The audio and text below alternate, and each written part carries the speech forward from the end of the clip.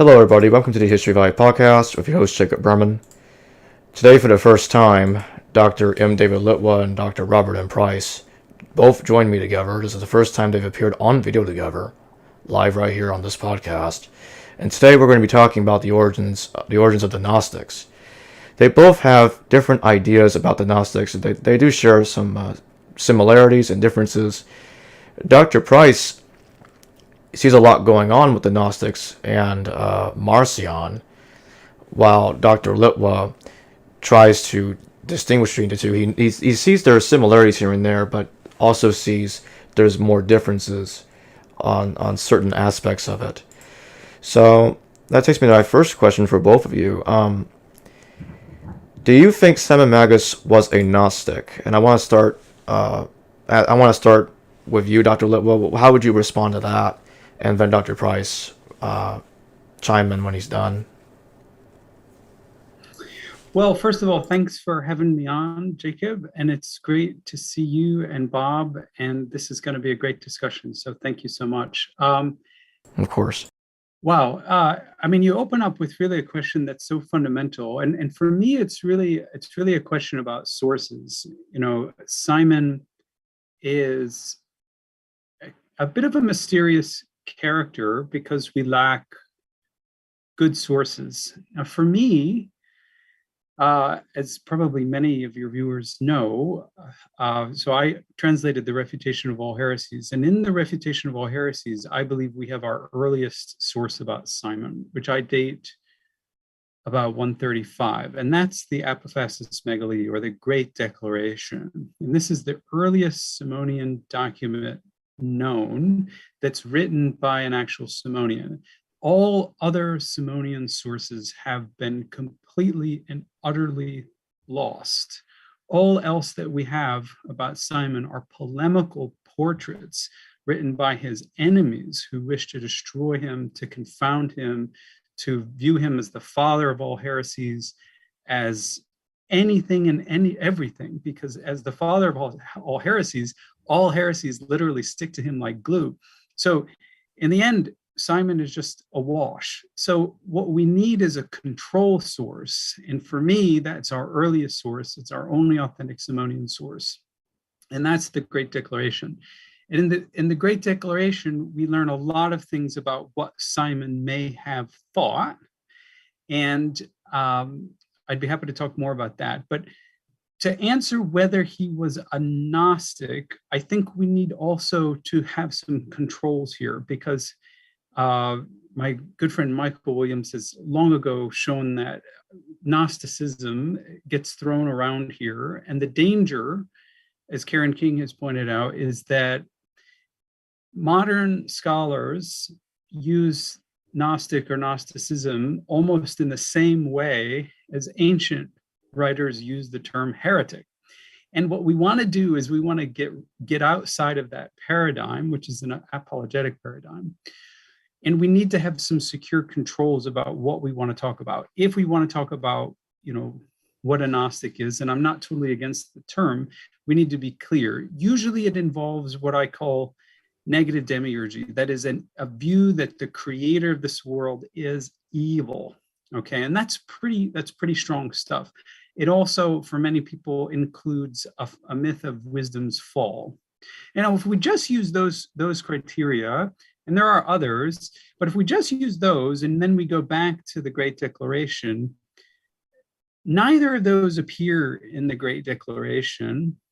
So for me, just looking at the earliest and most authentic sources, I am willing to say that Simon was our earliest attested Samaritan Christian that we know of, that he might have claimed to have secret knowledge, but the content of that knowledge didn't look very much like what occurred later for second century other Christian Gnostics. So that's my view. I hope that's fair or clear. I just want to say real quick, thanks to Eric Lambert from Myth Vision Podcast for the $5 super chat. So Dr. Price, what do you think about what Dr. Litwa has just said?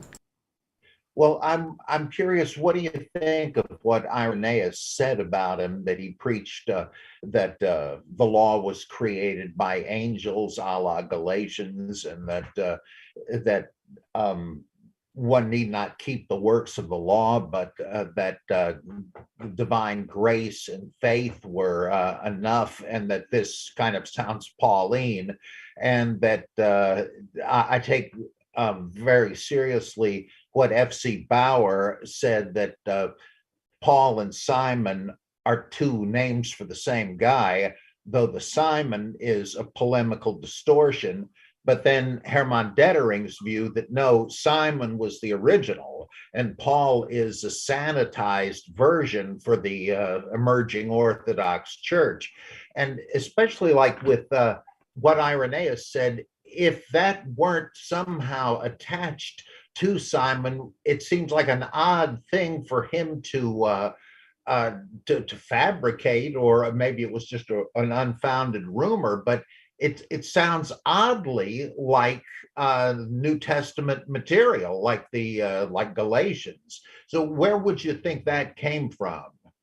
I tend to think, by the way, that wherever we differ, you're right and I'm wrong. After having read some of your stuff, so I'm just interested to understand you better. I was going to warn you about that very dangerous bobcat right in behind you. Oh, oh yeah. But no, in all seriousness, so Irenaeus is, I mean, I think Irenaeus is usually dated around 180. He could be as late as 189. So he's actually, in my books, he's quite late. And the best that Irenaeus could give us is a copied out report of Justin's Syntagma, and what I consider to be an updated version of Justin's Syntagma. And in that document, which Justin probably wrote about 145, he begins with the Simonians, goes to Menander, goes to Saturninus, and then to I believe it's Carpocrates and so on, and then to the so-called Jewish heresies. So you've got this tradition that Irenaeus picks up, and what happens with the tradition is that the heresies start to blend in the heresiologist's mind. Okay, and this is a very common heresiological technique. They start grouping the heresies and then they start mixing them. So when you look at what Irenaeus, who's updating this Justin's report, what he says about Simon, it looks a lot like what also he says about Carpocrates, that is creation by angels. It looks like what he said about Basilides. It looks like what he also said partially about Valentinus. And I think, I mean, we have to use certain criteria of plausibility. So if Simon was a Samaritan, if we hold that as a basic data or datum, then I think we need to at least take seriously the fact that Samaritans very much, I'll say, treasure or value their version of the Pentateuch. And I am pretty sure, for me anyway, that Simon does become a Christian, but he doesn't give up that Samaritan background. So I would simply seek more evidence for him rejecting aspects of the law. Now, I don't exclude that. I don't exclude that as a basic principle, because, you know, as you know, Christians are very selective in what they want to exclude from the law. And I definitely think that Simon and Paul could have been of like mind, but I have reasons not to trust everything Irenaeus says about Simon. And I just think we need to then basically check Irenaeus against the earlier and more authentic documents, in which case I would be, running that comparison with the Great Declaration. That would be my way of doing it. Does it make any difference that his description of, I forget which specific group, but various Gnostics that people used to think, well, he's probably making this up, but the discovery of the Nag Hammadi text, like especially the I think the Apocryphon of John, it turns out that no, he was actually pretty accurate. That he's ridiculing it, but not distorting it. Pretty funny, actually. Some of the stuff he says by way of ridicule, but at least there, where we can check the source material, we can even pretty much pin down what document he was talking about, and it seems like he was careful to get that right. Of course, he needn't have gotten everything right. He may not have had enough resources to, but that kind of makes me a little more optimistic about his possible accuracy. Well, absolutely. But where we can check Irenaeus and other elements, so for instance, about Carpocrates, Irenaeus is the one who tells us that Carpocrates and company, Carpocratians, engage in all sorts of licentious sex orgies and things of that nature, and that they believe in multiple marriages and so on and so forth, and that, you know, they're just absolutely licentious sex maniacs. And this has gone forth in the tradition. But if you look at, we can check what Irenaeus says, because we have a Carpocratian source, and that's the text of Epiphanes that's preserved by Clement of Alexandria. And Epiphanes is Carpocrates' son, and he writes a book called On Justice.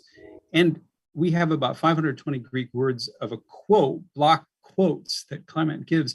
And Epiphanes talks about sex, and he talks about private property, and he talks about those things that are related to what Irenaeus says, and it doesn't check out. The same thing with the Great Declaration. If you compare Irenaeus against the Great Declaration, what he says about Simon is not really accurate. Simon never says that he is the great power in the Great Declaration, but if you read Irenaeus, you'd think that Simon was self-deifying himself, claiming that he himself was the great power. And where's Irenaeus getting that? He's getting that from Acts. And Acts is just as much a heresiological source as Irenaeus is. So we can see the distortion here. And I mean, it always must be remembered that, yes, Irenaeus is not out to completely distort his data. But I think I would just caution all the viewers here tonight that Irenaeus is no less of a heresy hunting apologist whose sole aim is to destroy his enemies, to destroy their memory, to ruin their reputation.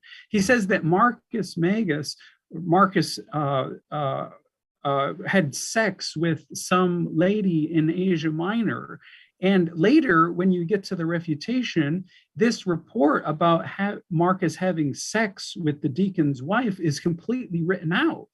And why is it written out? Because the refutator is actually engaging with followers of Marcus who are denying that ever happened. So he has to drop that story. So Irenaeus, again, when you really thoroughly check him, he's out in left field sometimes. So that's what I would say. So that reminds me of how the Unification Church has always struggled against the rumors or reports that in the early days, Reverend Moon had sex with every female member because he had to perform a blood cleansing rite so that they could be part of the perfect family. Well, nowadays, of course, they deny that, but I kind of think it's true. I mean, if he just wanted to get women in bed, there were probably easier ways of doing it. But I wonder, it could be that they just got prevailed on to censor it. And I don't know. I mean, you'd think, like from what the New Testament says, that at least they believed there were licentious Gnostics. What do you make of the report of Epiphanius of Salamis, I think, who said that the Thibianites were a bunch of orgiasts? Is that likely to be made up as well? Nothing would surprise me. Well, that's great, because I actually have an entire article on the Stradionics and Thibianites that was just published from the Via Christianae. So I look at this in depth. I think definitely that early Christians had all sorts of views on sex, and I do think that there was sexual impropriety sometimes. But it must always be remembered that heresiologists are working with this paradigm where they're trying to say, like Clement of Alexandria, hey, we're the golden mean. There are these crazy Encratic ascetics to one side of us, and there are these crazy, licentious, evil beast-like Christians who are having sex, every hour of the day on the other side, and we're the golden mean, and we're doing everything right, and we just have sex for procreation. That's what Clement says. But all of this, all of this is such standard and hackneyed like polemics, this attempt to form yourself as a sort of golden mean. And we see this in the book of Jude, we see this in 2 Peter. They just, every left and right option they get, they want to accuse their enemies of being licentious. And when you look at this in broader Greco-Roman discourse, my goodness, this is what everybody does who wants to defame their enemies. And absolutely, some things could be going on. But the thing I would mention about Marcus is, so Marcus's theology, and this is Marcus the Valentinian, Marcus's theology is that each of us has a male angel, that all of our souls are female, and each of us has a male angel. So our spiritual union, our spiritual sexual union is with that male angel. If Marcus was promoting himself and having sex with women, he would be going against his own theology, because Marcus never claimed to be the particular male angel of these women. So in effect, if those reports are true, then Marcus would be a complete and utter hypocrite, because Marcus, according to his own theology, is as much female as those women were in terms of his soul. And I think understanding that broader Valentinian theology is helpful also for getting a hold of the heresiological slurs. And I think, but the greatest evidence that Marcus isn't guilty of what Irenaeus says is that the refutator, who's writing about 30 to 40 years after Marcus, I think 222, or 30 to 40 years after Irenaeus, he talks so much about Marcus, but he drops all the sexual stuff. And I think that's completely intentional. It's completely intentional, because all of that by his time has been debunked. We have a super chat question that I want to get in here from Awesome Matt Awesome. Thank you for the $5 super chat. His question is, thoughts on G.R.S.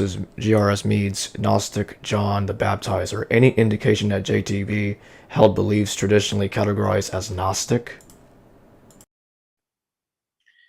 I'm going to let you tackle that, Bob. if you want. I think that probably is premised on his belief that he interprets John as the Mandeans did, and that they certainly figured he was like an incarnate archangel and a savior in his own right, unlike that bum Jesus, the false Messiah, as they call him, or Messiah Paul, which somehow is supposed to mean the same thing.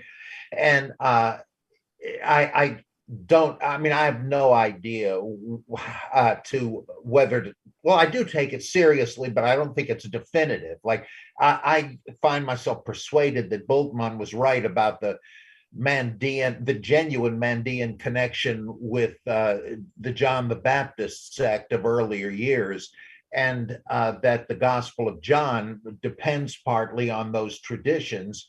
So I'm kind of close to that, but it's all so speculative. It's a big game of connect the dots. And so I find what he says plausible, but that's about as far as I can go. And that's true, sadly, with almost all of this stuff. There's another super chat question, but this time is for you, Dr. Litwa. From Jason Anderson, thank you for the $5 super chat. So his question is, Dr. Litwa, who would rather be stuck in a dorm with for a semester? Marcus Magnus, I mispronounced that, it's Marcus Magus or Cerinthus? Why?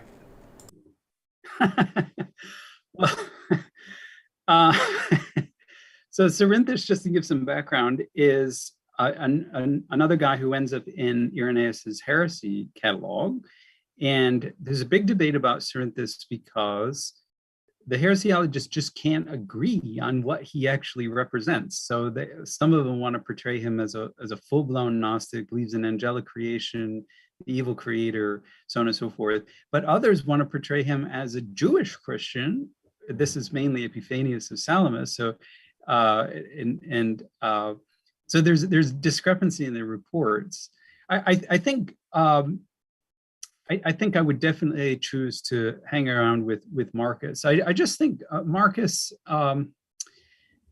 Oh wow, he is such an innovative person, and I would say that, I mean, he is, to my mind, my theory in Found Christianities is that Marcus is the great organizer of the Valentinian Church. So previous to Marcus, Valentinians held small study circles that were integrated into the larger church networks that we find in Rome. And so even in the late 2nd century, we find that Florinus is a presbyter, not of an independent Valentinian church, but he's Victor's presbyter, and Victor is Catholic bishop. So Irenaeus is all upset about this.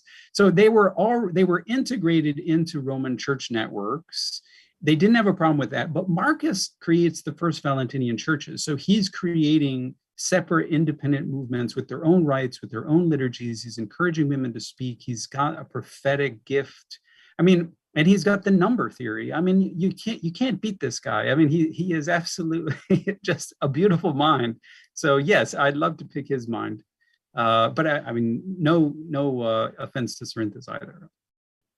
There's a strange parallel between what we read about Marcus and today's Pentecostals, in that we're told that he would teach people how to speak in tongues. And that's a controversial thing in Pentecostalism, because you get the impression from the book of Acts that it would just come upon you and you would just start to utter glossolalia as the passive instrument of the Spirit. But with Marcus, you get the impression he was there going, a one and a two, and I would love to have heard that, but it seems like the same kind of dubious mystagoguery that is going on today, and for the same reasons. Well, in Marcus's defense, the women whom he commanded to prophesy, most of them thanked him at the end of the service, because whether or not it was false or false consciousness, these women were genuinely empowered, even if it began with fakery. These women actually came to believe that they were empowered to speak. And for women who had never been allowed to speak publicly before, this must have been personally and psychologically empowering for them. And Irenaeus himself tells us, they were grateful. And one of them, left her husband to follow after Marcus, and for possibly months or years. And what they did, I mean, sexually, we don't know, but she was willing to become a follower, just as Thecla in the Acts of Paul was willing to become a follower of Paul. And in that story, no one worries about the sex. So anyway. Yeah, fascinating. What do you think of Simone Petramont's theory that there was no Cerinthus, but that the Cerinthians are really the Corinthians? And I guess she sort of agrees with Walter Schmidholz that the Corinthian heresy or opposition to Paul was Gnostic. And so Petramont figured, well, that's probably who the Cerinthians were. They were simply like the Corinthians. If anything, I think it's the other way around, and that the supposed epistle of the Corinthians is really a hammer to use against the Cerinthians, but who knows? What do you think of her work? Well, Petramont's book, everybody should be familiar with that. That's a book called A Separate God. And I think that it's a good one. It was early 1980s, originally published in French. So it's not completely up to date, but it's a nice comprehensive theory. And the problem is we actually have traditions of Cerinthus. So for instance, of Cerinthus in the bathhouse. And to me, there's enough evidence that Cerinthus was a genuine man. The problem is attaching the teachings to him, what he actually thought. I think what's secure about Cerinthus is that Jesus was a deified man, that he was born fully human, but that he was deified at his baptism. And I think he's getting that from Mark, and I think he's getting that from John probably. And I think it's a good sense that he is a reader of John, maybe one of our earliest readers of John. And that's what I would say. I think we can all, based on the words, we can get into some trouble. Like, for instance, Epiphanius thought that the Cerinthians were also called Marinthians with an M. Yeah. And we have no idea why he thought this, but he thought that their other name was Merinthian. So I guess I just don't put too much stock on it's very pronunciation. Yeah, that's true. We have a super chat question from Jason Anderson again. Thank you for the $5 super chat. This is for Dr. Price. He asks you, Dr. Price, who is the most Gnostic of these modern day theologians? And why is it Paul Tillich, but seriously, Barth Bultmann, Altizer, or Niebuhr? Well, out of those, the one that is closest to Gnosticism, I think, would be Altizer. He doesn't exactly have their view, but it is kind of an esoteric thing dependent upon what he considered modern era revelations, and from Nietzsche, William Blake, Hegel, and so on. And so, and he was a literal visionary. He had astonishing mystical experiences, and experienced being invaded bodily by Satan.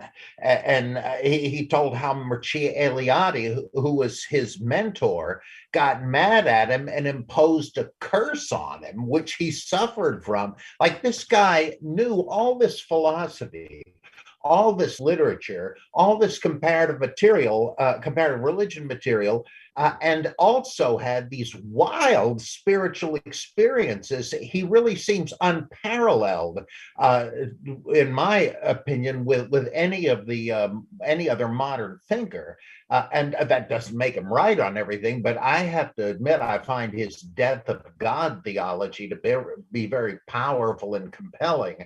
But it isn't exactly Gnosticism, but it's certainly more like that than Bultmann, Niebuhr, Tillich, etc.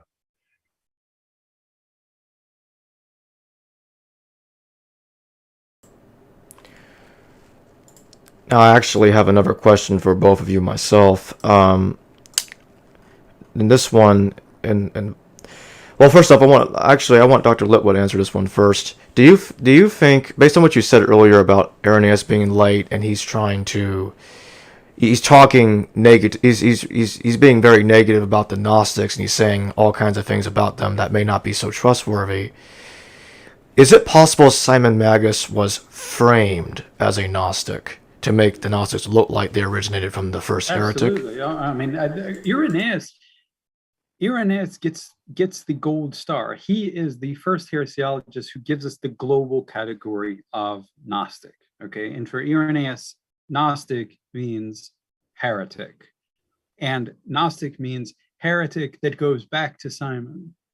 So Irenaeus creates that ideology. Okay, and then everybody after him is just like a parrot who repeats that Gnostics are just heretics.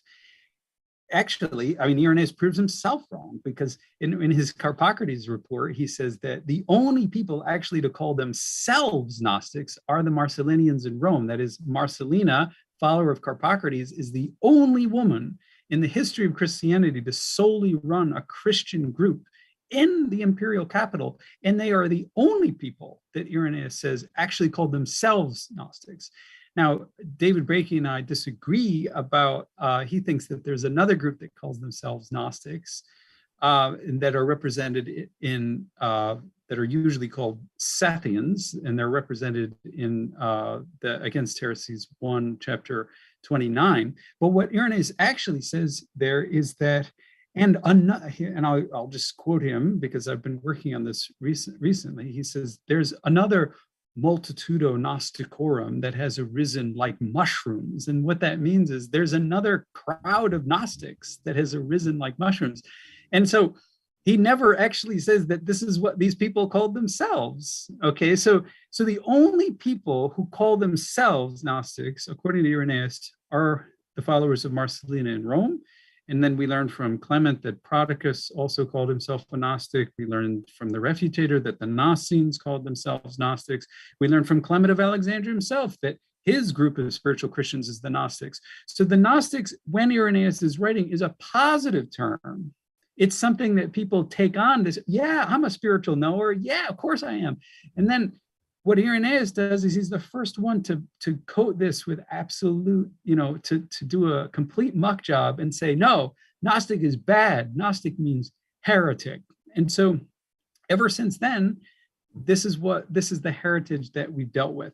So Simon, who comes first for Irenaeus, is constructed as the first Gnostic. Absolutely. But that is a heresiological thing. And I think what makes doing history so important is that we just don't take these heresiologists at their word. Folks, there was a living Simonian community in Rome, and we know that because Justin tells us that they were there. They were worshiping a statue on Tiber Island. They were real people, and they deserve to be heard, not to be coated over with heresiological slurs and made into something that they're not.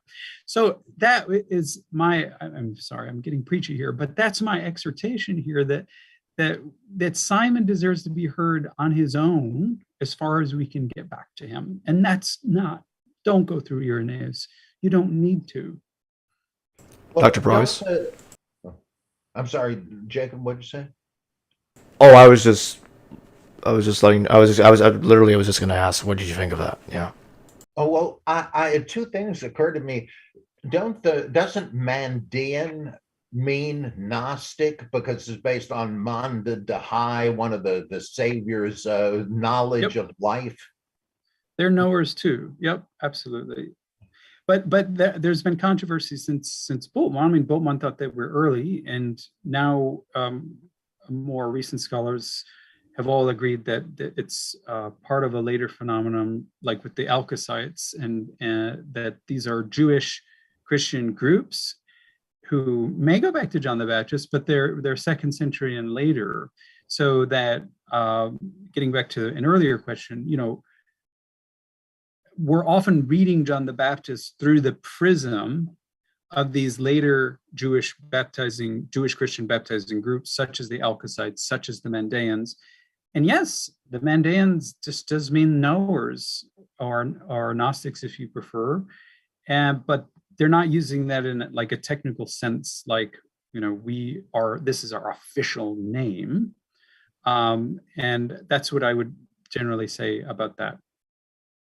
Also, you mentioned what Justin says about the Roman Simonians and the statue they had. Well, everything I've read for years says that, that's all a mistake, that it was on the base of the statue, it said Simo Sanctus something or other. It was a statue of some minor Roman god, not a reference to Simon Magus. Is that a lot of bunk, or is that no, just the simple distinction? Justin he reads the inscription wrong, okay, but the practice of worshiping a statue of Simon I take to be historical. These people, these Simonians, did have a worship practice where they had statues of Simon and statues of Helen, and they identified Simo on Tiber Island with their own Simon, okay? And yes, when we got the inscription in the 1500s, it didn't say Simon, it said Simo Sancus. But the ability of the Simonians to see their founder in Simo Sancus, totally fine. I mean, they're big. And why? Because they view Simon at that point as a manifestation of Zeus, the high deity, and Simo Sancus is a god of lightning. So they made the connection. Wow. That's great. I have more gnosis than I did earlier this evening, thanks to you. Wow.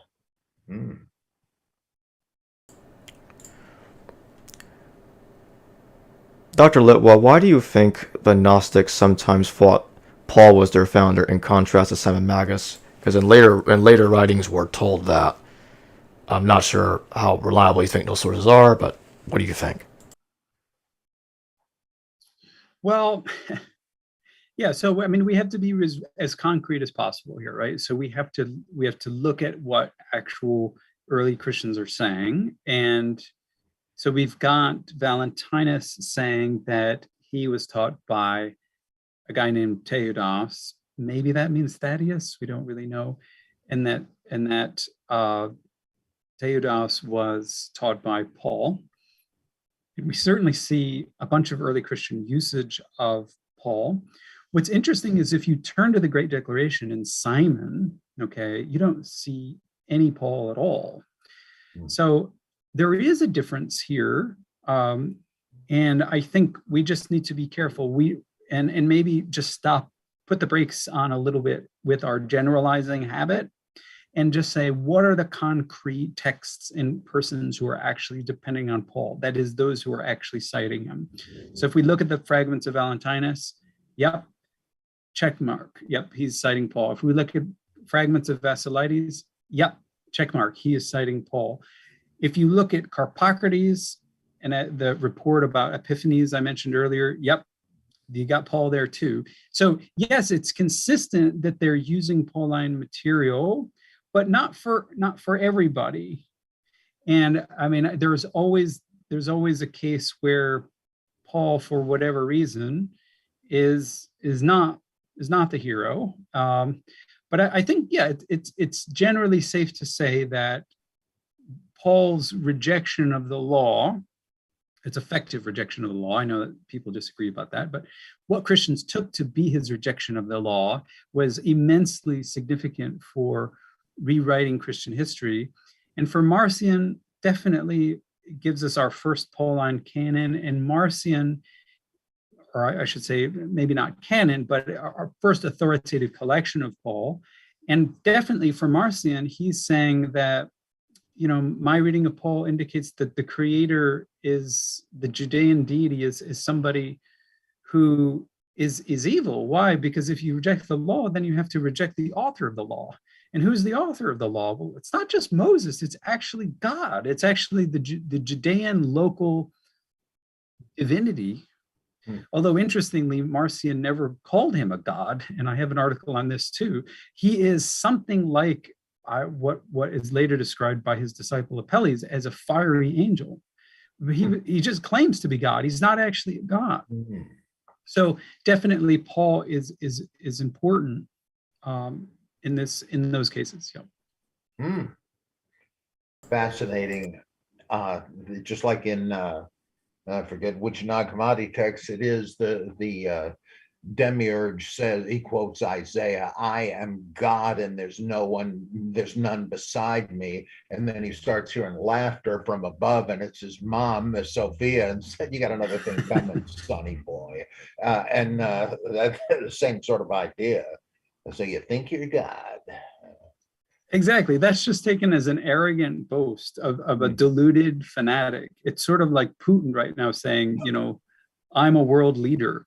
Ha ha ha. I mean, no, you're a dictator and you're running a country that you've robbed and destroyed, and the people who love you are deluded, you know, and that's the political kind of thought of these early Christians who were against the creator. They viewed him as an autocrat, as somebody who was self-deluded, self-important, thinking that he was the only deity. And when he knew better, he still keeps announcing that as propaganda in Isaiah. This reminds me of what Alfred North Whitehead said informally off the cuff. I've read it in a book called what is it? Like the Table Talk. Oh no, Dialogues of Alfred North Whitehead. That was it. And he says, "Can you think of anything more idiotic than the Christian view of God, where this being creates humans just to have people bow and scrape and tell him how great he is? Obviously, this is just the picture of the barbaric vanity of an Oriental despot." Whoa, boy, that's strong medicine, but that's exactly the same idea. Yeah, God is king with all the bad stuff that comes with that. So isn't there Precisely, better? yeah, and that kind of tyrant has always been with us. I mean, they're still around. They never really left. They're still here. Yeah, boy. I think one of the most profound instances of mythology in the demythologizing sense is the doctrine of the principalities and powers. And this insight is not original with me by any means, but the idea that human beings created institutions to serve them, to organize society, provide for its needs, etc. But as soon as the creating generation passes away, they were the last ones that understood these institutions to be human creations. The next generation was born after these were created, so the human institutions had priority over them, and they could not help but looking at them as givens of the world, and so they're super personal.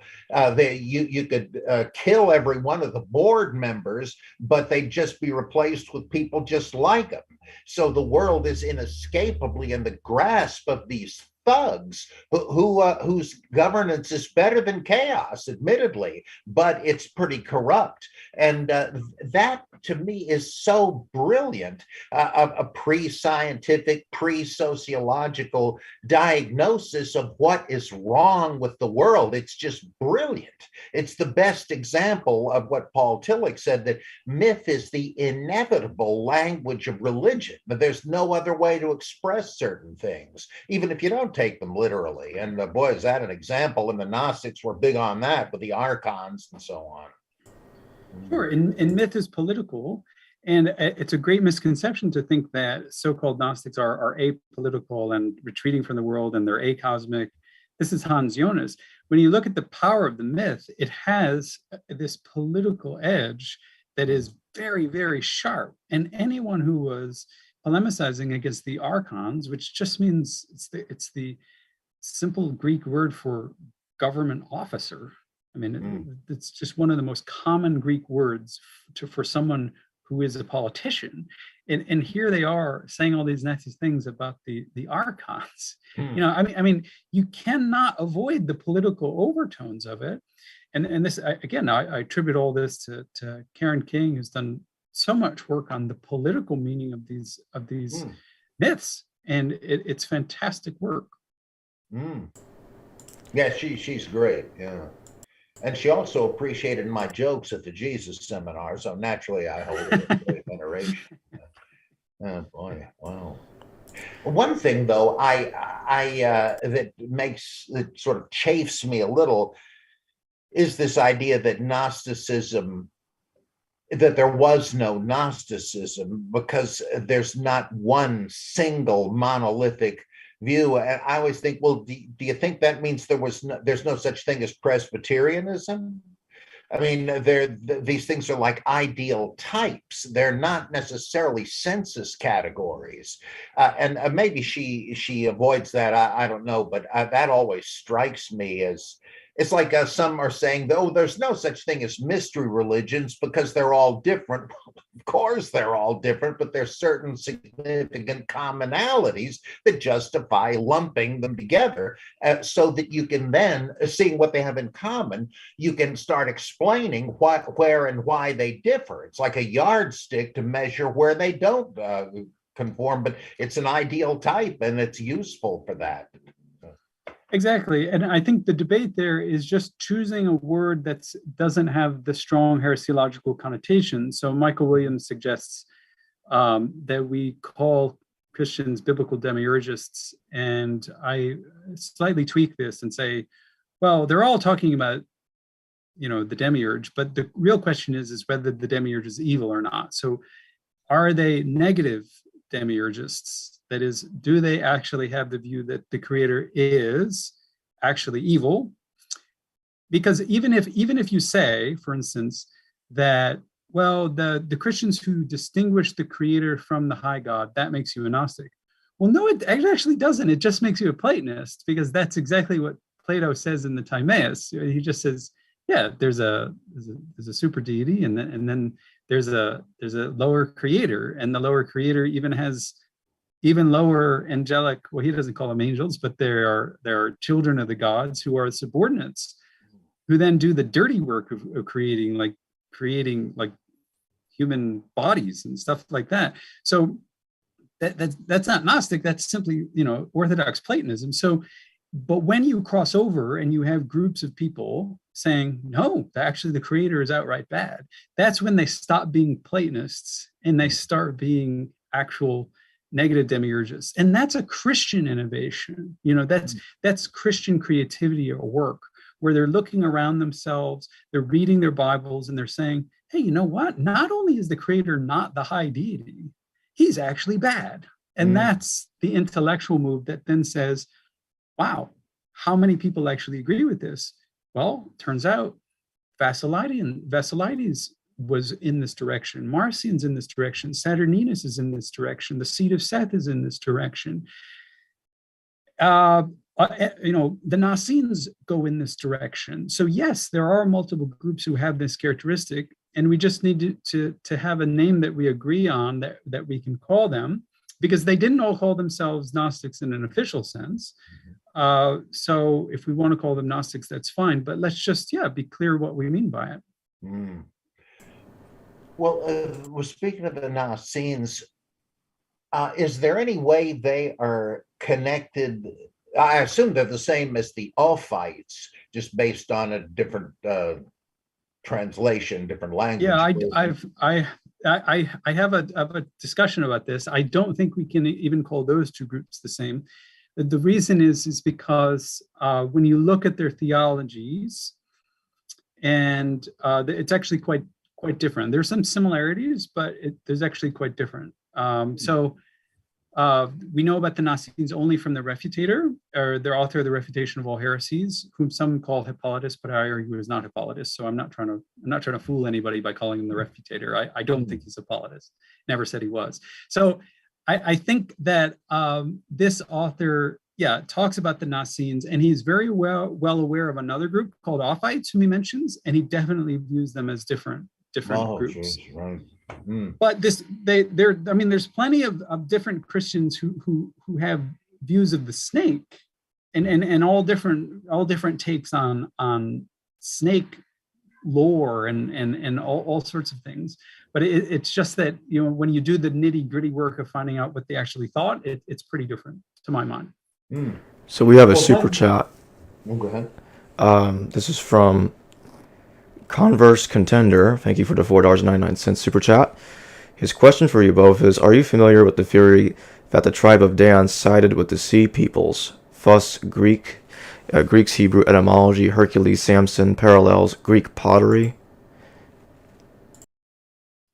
That's beyond my expertise. Tribe of Dan merges with Sea Peoples. Can you read it again? Okay. He says, are you familiar with the theory that the tribe of Dan sided with the Sea Peoples? Thus, the Greek Hebrew etymology, Hercules, Samson, parallels, Greek pottery. Yeah. So there would have been more ready access for Philistine and Greek mythology to enter into Hebrew mythology. And so that Samson was actually a hometown version of Hercules. Yeah, I think that's what the person's talking about.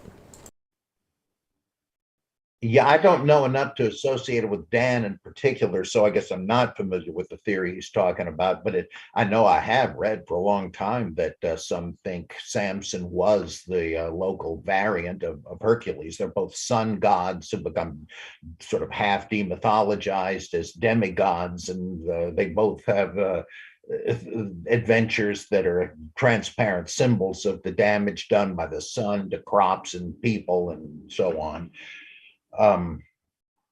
But I'm not sure how Dan figures into it.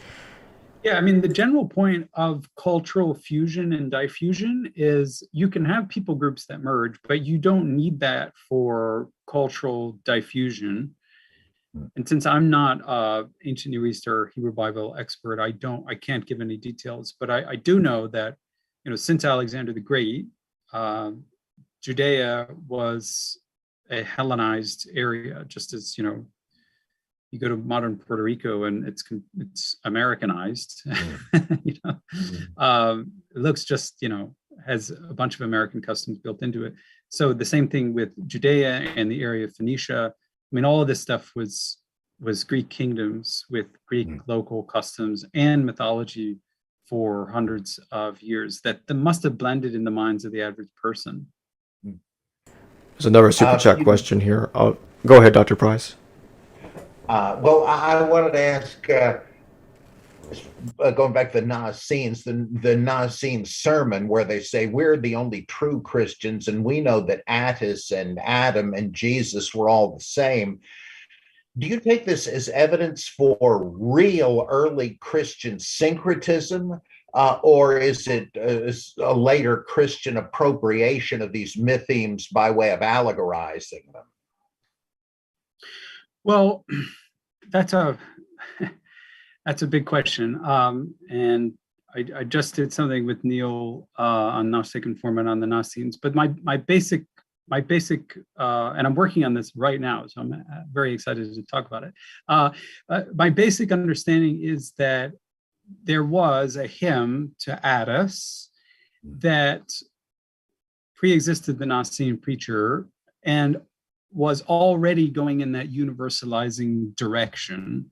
That is the idea that Attis really is all gods. We see this with Isis too. If you look at Apuleius's Metamorphoses in book 11, you have this beautiful hymn to Isis, and she's like, hey, guess what? I'm Demeter, and I'm the goddess Bonadea, and I, you know, and the Romans know me like this, and the Phrygians know me like that, and so that attitude, we can call it syncretism. I would tend to call it, I'm in an attempt to be a little bit more, I guess, syncretism could have a slightly negative edge, but I tend to think of it as cosmopolitan, the saying that, you know, you have your religion, I have mine, but I can see the truth of my religion in your religion.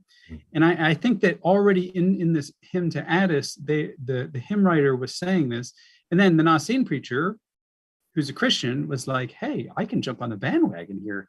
I can say the same thing about Jesus or Christ or the child of the human, is his usual way of referring to Jesus.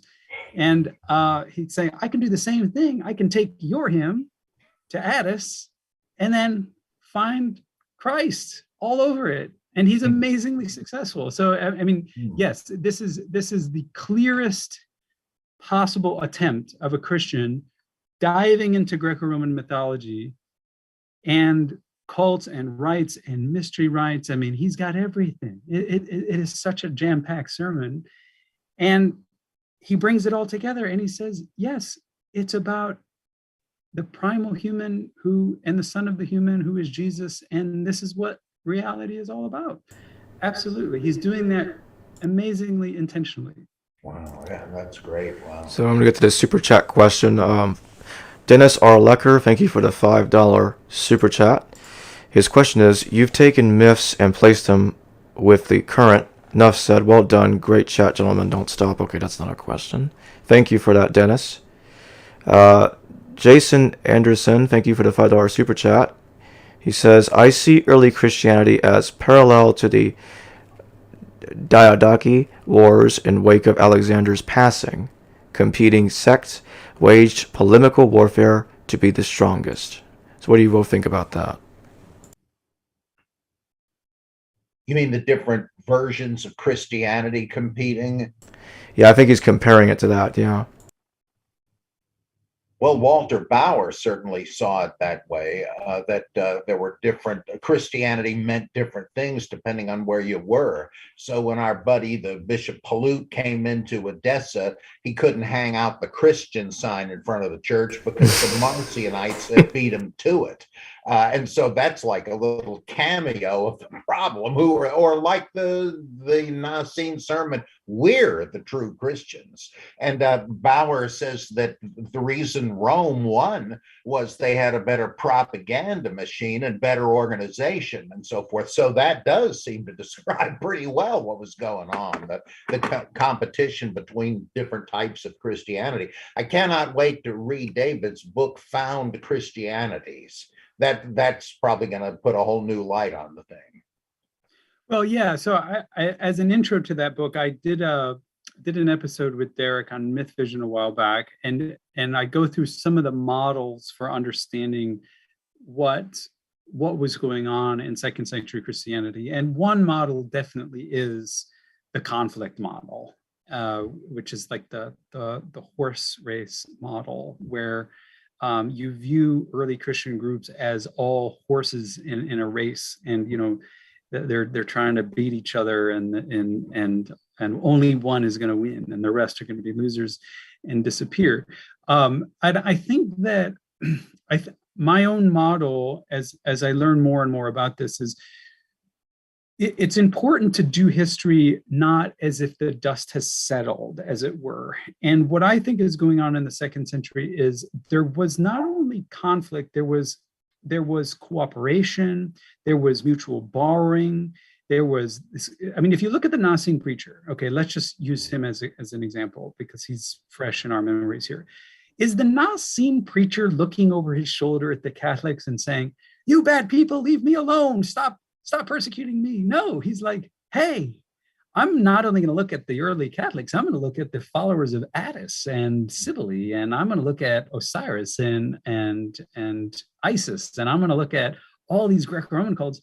Not only am I not threatened by these people are telling the truth. They just don't know it. And I'm going to tell you how they speak the truth." So is this author worried about being destroyed by another Christian group? Not at all. He's not in conflict with anybody. He has zero polemic. He's just a genius looking out at the world and seeing truth everywhere. All reality studied like gems of truth for this person. Now, are there texts that are polemical? Yes. But are there also texts which aren't polemical? Absolutely. The treatise on the resurrection found at Nag Hammadi says that resurrection is a present event. Is he aware of the pastorals? No, he doesn't care. He doesn't care about other theories of resurrection. He's not threatened by anybody. Does Valentinus ever wake up one day and say, "By gosh, I'm a heretic"? No, he almost becomes leader of the Roman Church, of the Roman Church network. And this is a testimony from Tertullian, who's not a fan of Valentinus. So in the second century, it's so important to remember that some of these people aren't in conflict. Valentinus is integrated into the Roman Church networks. He doesn't think anything is wrong. And he's not, writing against the Catholics, and the Catholics aren't writing against him. Valentinus is dead for 20 years when Irenaeus finally takes up his pen and says, "Okay, enough is enough. I've had it with you, Valentinians. You guys are all now heretics. And guess what? You're Gnostics because you all go back to Simon." All of that is pure invention. And if we view history so anachronistically through the eyes of the heresiologists, all we're going to see is like battling Christians, biting each other's head off. And that's the conflict model. It's the model of Bauer. It's the model of Ehrman. It's fundamentally telling only one side of the story. Well, So we have the Nicene preacher says we're the true Christians. That kind of implies somebody he thinks is a fake. He does, but he also says that everybody is saved because everybody belongs to one of three churches. You either belong to the earthly church, the animate church, or the spiritual church. And of course, the Nicene preacher thinks that he's part of the spiritual church, but he doesn't have any problem with, like the Valentinians say, you can be an animate person or you can be a spiritual person.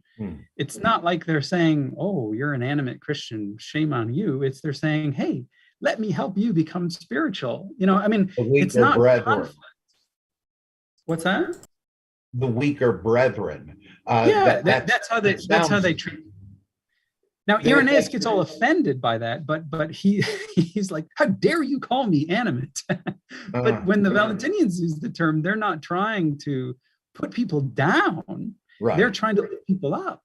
Yeah, like the Bodhisattvas in Mahayana Buddhism. That's what I always think of. They're not saying, like in the Gospel of John, "This multitude that knoweth not the law is accursed." No, you're trying to help people up. Exactly. Yeah. They aren't, it's the heresiologists and the apologists that are awake at night, biting their fingers and saying, how am I going to destroy my Christian brethren? But these people themselves, right, aren't saying that. The Naassenes aren't saying that. The Valentinians aren't saying that. The followers of Cerinthus aren't saying that. They just are not in this ultimate war of truth, and they don't view reality like that. We have to stop reading Christian history from, after Nicaea, because Nicaea is, 200 years after any of this ever happens. Mm-hmm. We have another super chat question from Converse Contender. Thank you for the $1.99. His question is, couldn't Deuteronomy 32, where it says God gave the nations under the rulership of the divine council members, be an explanation for parallels? They all come from the same deity, the sons of Elion.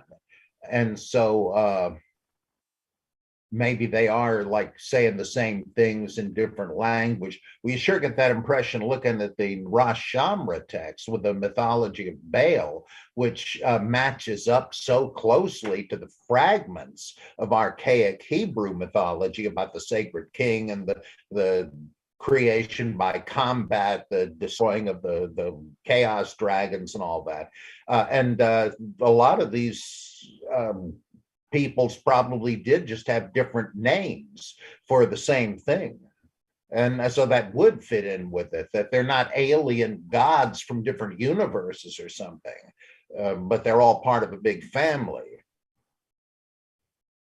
And that's a very common model in Christianity, where you have a high deity figure, and then you have the gods of the nations. And that the important thing to distinguish is, the president of the United States is going to say, God bless America, but that's the American deity. He might as well be a daimon. He's not really the high deity, And the same thing with the Judean deity, these Christians are saying, no, the Jews are making a mistake here. They're in just saying that their individual local deity, their local sprite, as it were, their super angel, is actually the chief and universal God. Whereas, if you go back to Deuteronomy, you see that same model in place. It's the divine council model, where you have a high deity who's generally unknown, and then he has subordinates over the nations. And that's how they thought. It's still how they thought in the 2nd century. It's not foreign to Christianity at all. We have another super chat from this one's from Brett Forza. Thank you for the $5 super chat. His question is, the idea of the Judeo God is evil fits Hellenistic Titan rebellion against the Ancient One, thereby corrupting Judeo teachings. Would you agree? Well, I think this one is for me, but so definitely, as we said before, so in Judea, after Alexander the Great, absolutely they know that Greek mythology. So they're going to know the Titanomachy, they're going to know the Gigantomachy, they're going to know these myths from Hesiod and so on and so forth. And yes, there could be a conceptual blend with their own mythology. A lot of people have done work on how the myth of the Watchers is really just a kind of retelling of the Gigantomachy or the Titanomachy. And in fact, you've got giants right in the myth of the Watchers, so it's really a no-brainer.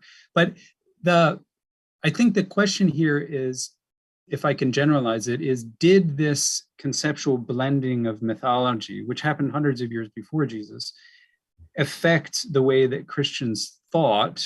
And I think on a general level, yes. By the time the Christians get around, they know that mythology. But I think that what the Christians themselves would say, like if we had a time machine and went back to the 2nd century and talked to Marcion, he would just say, I'm familiar with Hesiod, I'm familiar with the battle of the giants and the titans and all that, but really I think the Judean creator is evil because he says so. It's right in the Old Testament, or Isaiah 45:6, I am the maker of evils. Now that's the Septuagintal version. It's katizon kaka. I'm the guy who's making evils. So all that Marcion has to do is just read it out of the Septuagint, and then he also next door he has, you know, the Judean saying, I am he, no one beside me. And we already talked about this. So I mean, and then he has all the other stories about the Judean deity being a very nasty fellow. So from his perspective, he's just reading his Bible and saying, this is why I think the creator is evil. Now, from our scholarly perspective, as outsiders, many years later, we can say, well, maybe Marcion was influenced on some level as a kid when he was reading Hesiod or something like that, but it's no longer actually apparent in what survives. Dr. Price, how similar do you think the historical Simon Magus's theology is to that of Marcion's? Well, in my book, The Amazing Colossal Apostle, I speculate that Marcionism is kind of Simonianism headed back toward the mainstream. That the original version of it was Syncretite, and but that you've already got compromise with the larger society and its values in Marcion, because he said you shouldn't really have any kids. You're just creating new slaves to the demiurge. But if you're married, don't divorce. That's an interesting. It's almost like a two-tier system, and certain things were not demanded of the pew potatoes, as I like to call them. I'm sorry, it's so insulting.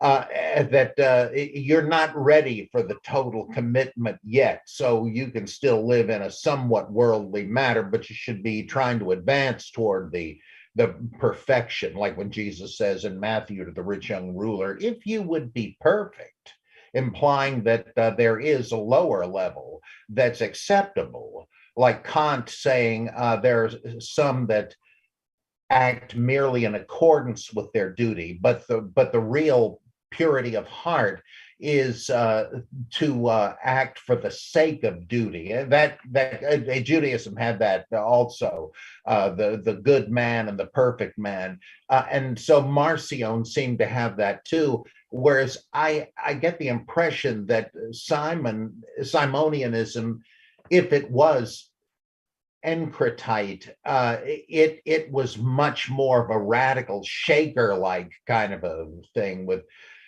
celibacy. And I can't remember offhand the textual material that led me to that. I got to reread my own book. But I sort of think you could understand it as mainstreaming Simonian radicalism. And that fits with the notion that the historical Paul was really Simon Magus, because of course Marcion was a Paulinist, and if he knew that Paul and Simon were the same, that would also increase the likelihood that his was a kind of second generation Simonianism. But I explained it better in the book than I can today in the mental funk I'm in. Too late at night, I guess. There's another super chat here. I know that this isn't quite the topic, so Dr. Litwa, if you don't answer this question, I understand. Dennis R. Lecker has sent a $5 super chat. He says, M, M, L, and J are pseudonyms. So can we agree with Eisenman's thesis and agree that the Christ figure is not historical but rather literary? Well, it is true that all of the names for what are now considered the canonical Gospels are secondary. I think that's pretty safe to say in scholarship. And there were myths created so that, the authors of the gospel texts all became either apostles or apostolic. And these myths are all second century. Okay, so Luke as a follower of Paul, that's a second century myth. Mark as a student of Peter, that's a second century myth. We know that from Papias.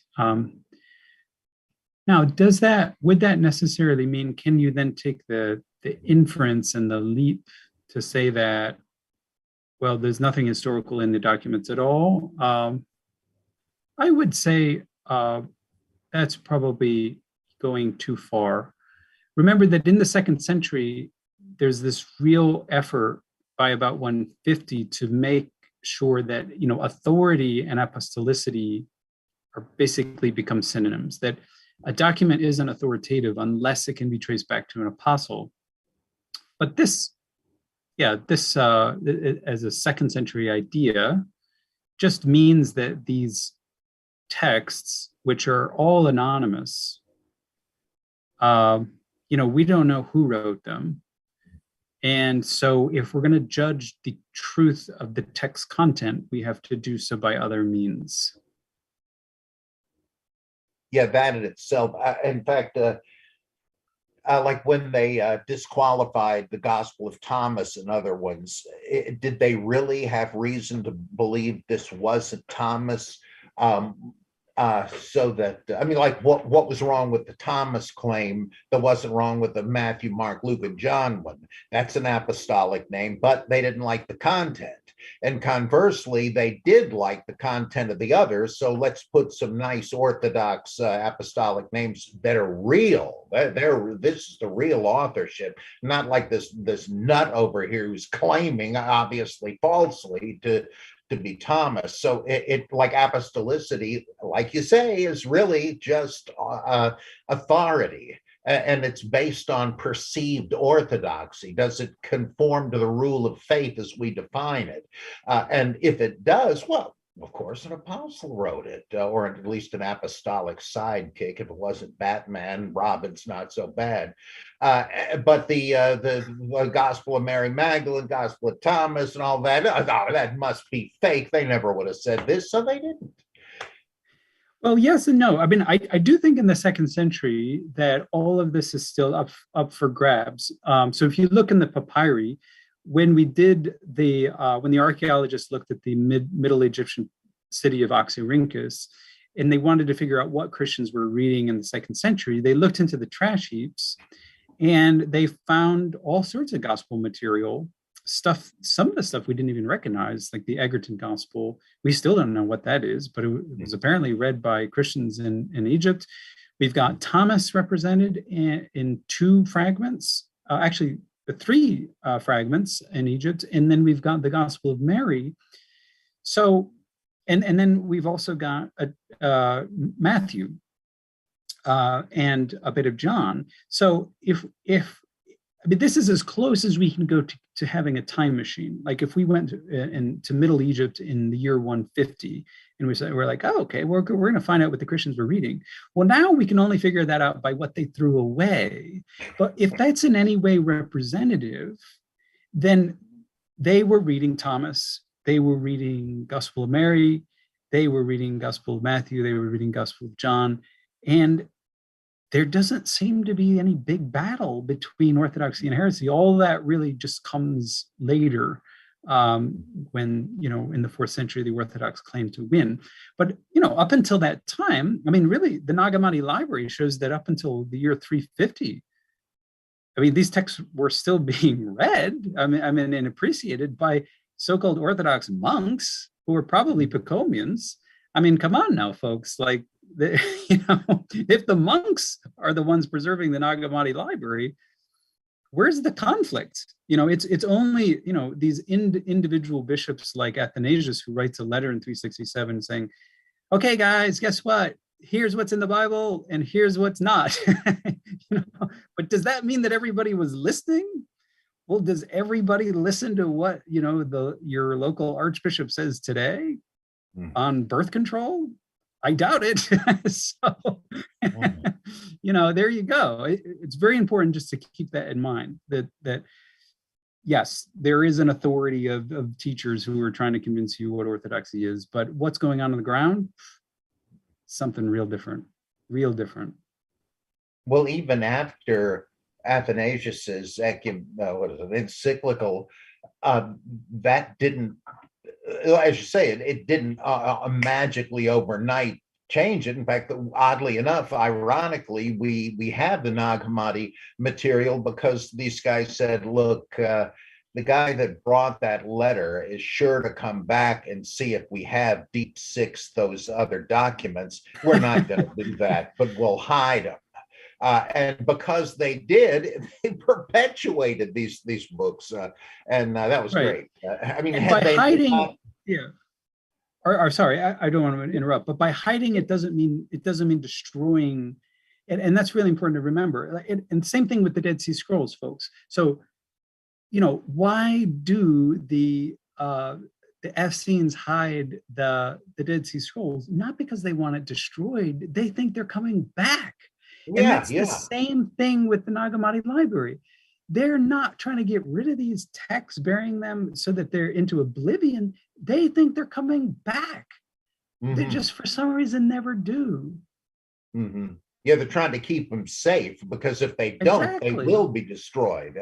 And so it took a much longer time than they thought, but they did preserve them for readers. Yep. I love that. Yes, in a sense, they did come back. Yeah.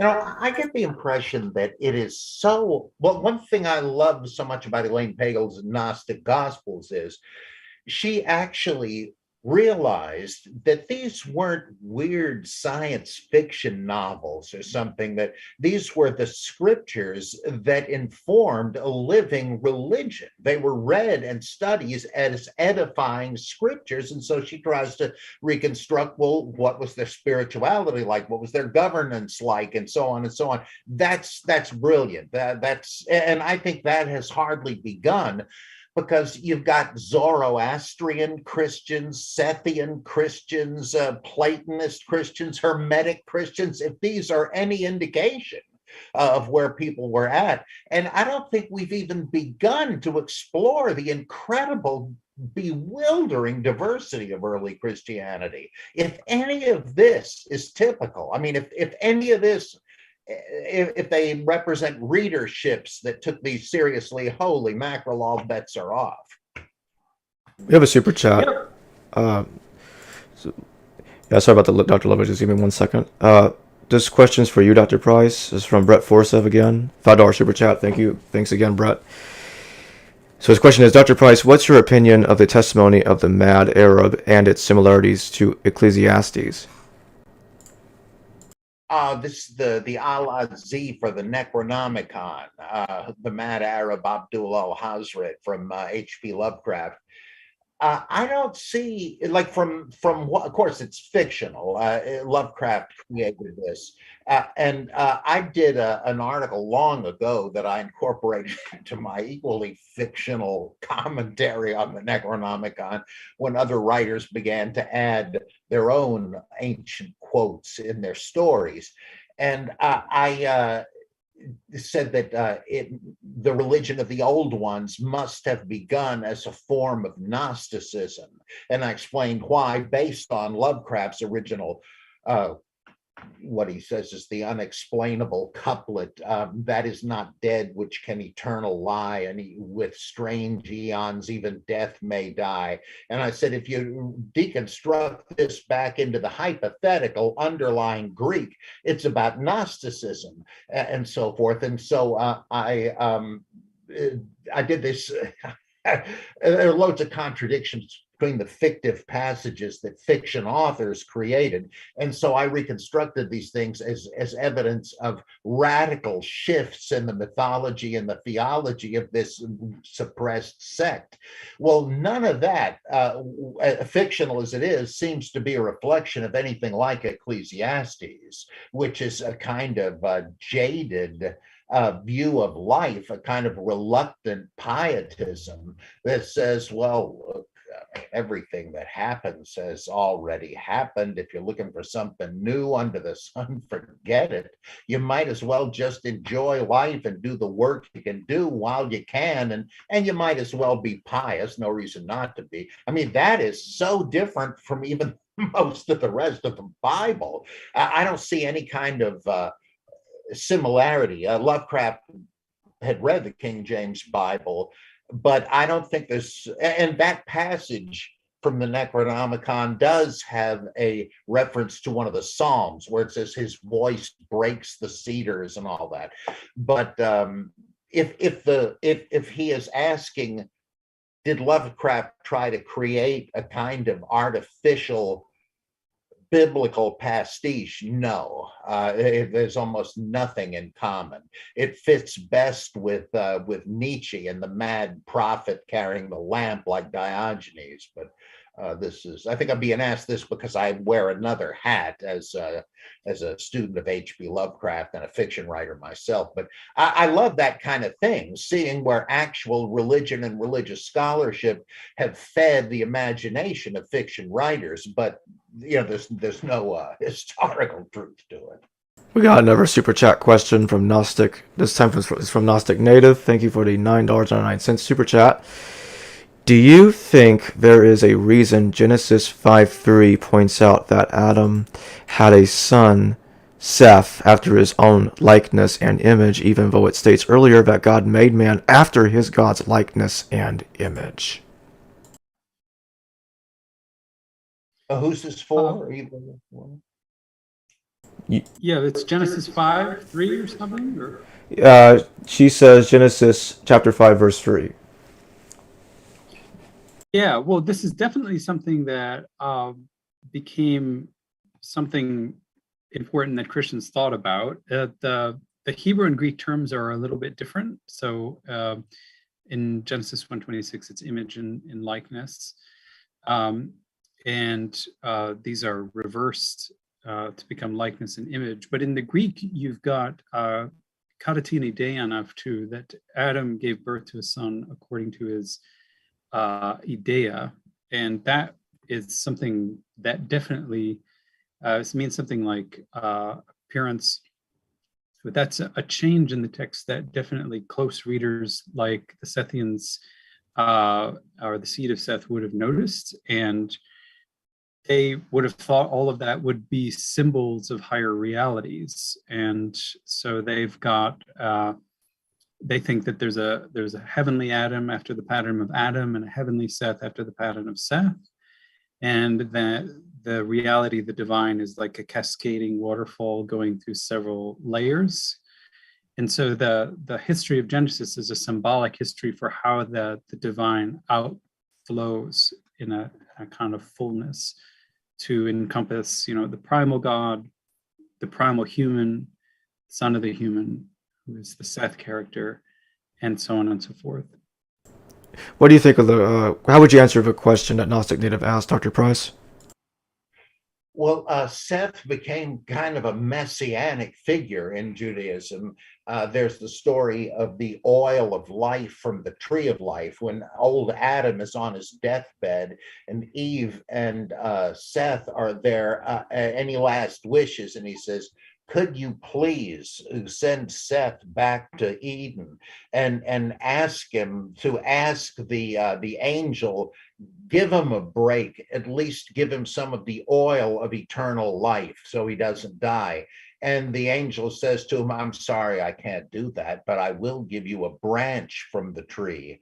And that will become an important thing. And in fact, it becomes the staff of Moses, and it's inherited by Solomon.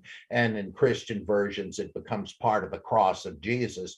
But in other groups, like the Mandeans too, they believed that there was a heavenly Seth and a heavenly Enosh and a heavenly Abel, and that there, even though I guess the fleshly human versions had died long before, that the spiritual prototypes were around as savior angels, and so I'm guessing the Sethians were in that trajectory.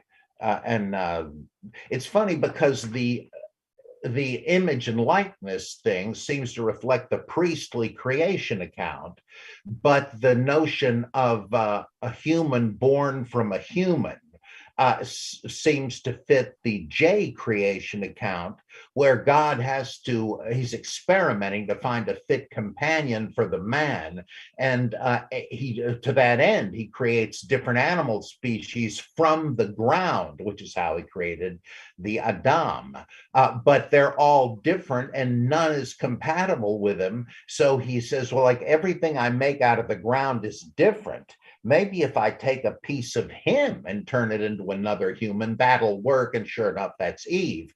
Well, that's it sounds to me like to say that Adam begat a son in his own image is sort of a reference back to something like that, since he was produced by human reproduction, a human from a human.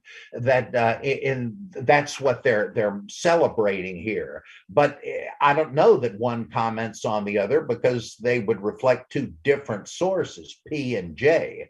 But I don't know. That's interesting, and it must have something to do with Seth being an angelic savior figure.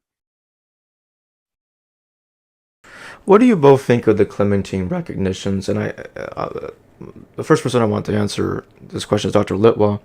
Dr. Litwa, in the Clementine Recognitions, it says that Paul attacks James, and he hurts him very badly, throws him down the steps.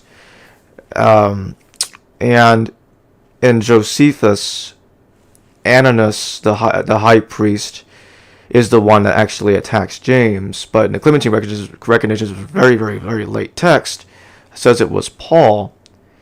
Considering that Acts of the Apostles says that Ananias of Damascus was a teacher of Paul's, do you think a late Christian could have got some characters mixed up by reading Josephus and Acts together and went as far as confusing Paul of Ananias? And that's what created the scene and the recognitions that Paul launched an attack at James? Well, wow, there's a lot there. But mixed up, no. I mean, Bob was just talking about H.P. Lovecraft. I take the Pseudo-Clementine Recognitions and the homilies to be pure Christian fiction, purest of the pure fiction. So then the question is, as I take it, could this author have been inspired by this fictional author could have been inspired by things like in Josephus or in Acts or in Paul? Well, absolutely. I mean, of course. And it's clear that the author of both the homilies and the recognitions, and I'm using these, I'm not realizing everyone in your audience knows what these are, but these are fictional 4th century novels, is how I would describe them. And they don't deal with Paul head on. And then since F.C. Bauer in the 19th century, people have kind of seen Paul in the character of Simon Magus, and there's been some pushback against this recently in scholarship. But I think, the thing to keep in mind is that these are fictional accounts, and so they're informed by so-called historical accounts, and they don't mix them up because they're creative authors. And so they could get you and inspire you to think in a certain way, but I wouldn't take anything from the recognitions or the homilies as historical, pure and simple. I think we would then, if there's anything historical in there, it's kind of like saying, is there something historical in H.P. Lovecraft? Maybe. I mean, sure. When I asked this question, I wasn't asking if there's anything historical. I was basically asking if the person writing it, fiction or the person intended it to be believed as fiction or not. It seems like Paul is like two actors in a Hollywood movie. One guy leaves the movie, and another actor comes in and replaces him to play the role of the same character. And it looks like in the Clementine Recognitions, Paul is replacing Ananias and Josephus as being the one that attacks James. That's what I was thinking when I was reading it. Yeah, I'm gonna have to let Bob take that one. I Sure. mean, it's sort of like maybe, but I don't know. Yeah, I don't know what was specifically would be influencing the author of the recognitions, and yeah, I'll let Bob add anything to that. Yeah, this is nothing but speculation, but the way I would understand your suggestion is that there was a Jewish Christian tradition from anti-Paulinists that Paul had attacked James, and that this is part of that tradition that they called Paul the enemy and looked at him virtually as an antichrist because he betrayed the Torah. And so they, and this whole persecution motif, I think, is a kind of concretization and fictionalization of the fact that Paul was remembered as carrying on a campaign against the Torah with the weapons of rhetoric, as he says in 2 Corinthians, and that this was transformed and literalized into him persecuting the adherents not simply of Christianity, but of Torah Christianity. And so that it was blown up into really vilifying Paul, and that someone knows that the Clementine works are Catholicizing him the same way Bauer said the book of Acts is, and they want to preserve the story in some semblance, but they don't want to make Paul look that bad, which is also why Simon Magus takes his place. And so what they do is to say, well, maybe it wasn't Paul, maybe it was his mentor, Ananias of Damascus, who baptized him and all that stuff, and this somehow figured, well, wasn't there another Ananias? Because the book of Acts is crawling with guys named Ananias, and that so it kind of got almost by free association. Possibly this story was created of Paul based on his mentor Ananias being the same as the Ananias who led the stoning of James in Josephus. But that's pretty convoluted, and it's all a bunch of ifs. But it's conceivable. I mean, things of that kind were happening with rehabilitating characters, rewriting them, and all that. So that could be another instance of it. But to me, it remains purely speculative. Not absurd, not even really implausible, but speculative. There's a super chat question here for both of you. Jason Anderson again, thank you for the $5 super chat. For both Dr. Litwa and Dr. Price, which Jesus movie survives Becumet for you? Last Temptation, JC Superstar, Greatest Story Ever Told, and or Passion of Christ? Survives the what? Let me read that again. I kind of missed that too. Which of the movies survives a Cumite for you? Huh? What does that mean? I don't know. Which survives criticism? Like, is that? Yeah, I'm guessing that's what he means. Kumite's Japanese for grappling hands. Huh. Well, I think that certainly the most theologically orthodox Jesus movie, oddly enough, is The Last Temptation of Christ. That actually has Christological significance because it sort of explains by way of depicting the notion that Jesus, though he was God, was also truly and really a normal human being. Because what we usually think of is Apollinarianism, that Jesus had a human body and a human soul or something, but that instead of his spirit, he was the divine logos, and that was condemned as a heresy because that's making Jesus 2/3 human. But the problem with it is, if you say Jesus did also have a completely, genuinely human psyche, then, and if you say, as C.S. Lewis did, that a guy who thought he was God would have to be insane unless he were right. Well, the implication is if he was a true human and he really was God incarnate, he would have been insane anyway.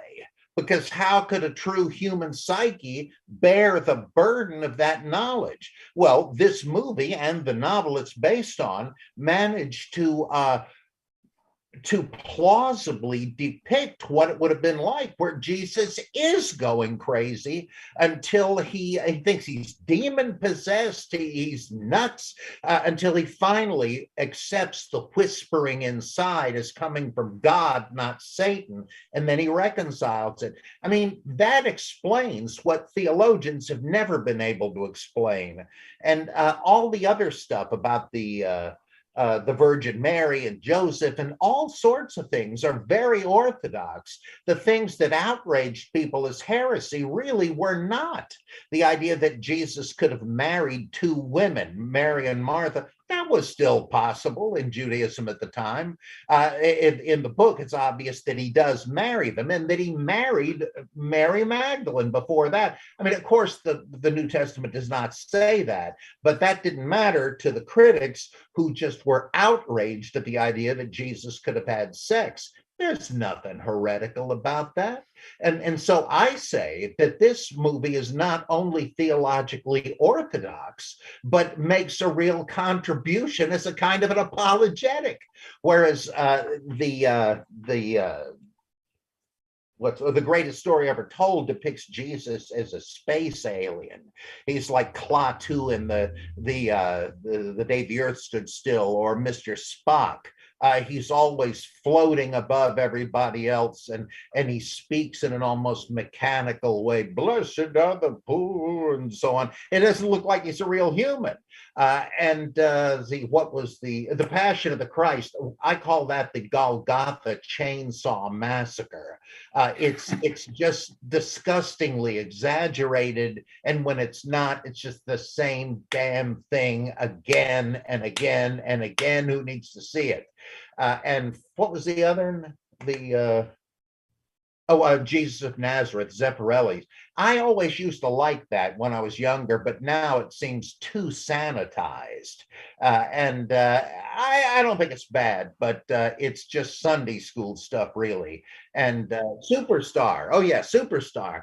The movie and the Broadway show were terribly visually conceived and adapted. But if you just stick to the studio album, that is brilliant stuff. I wrote a book about this called Jesus Christ Superstar, The Making of a Modern Gospel. And I showed how Tim Rice made a fantastically intricate manipulation of gospel data to pour it into a new mold, and that entertainment critics just didn't know enough about the Bible to give him sufficient credit for what he had really done.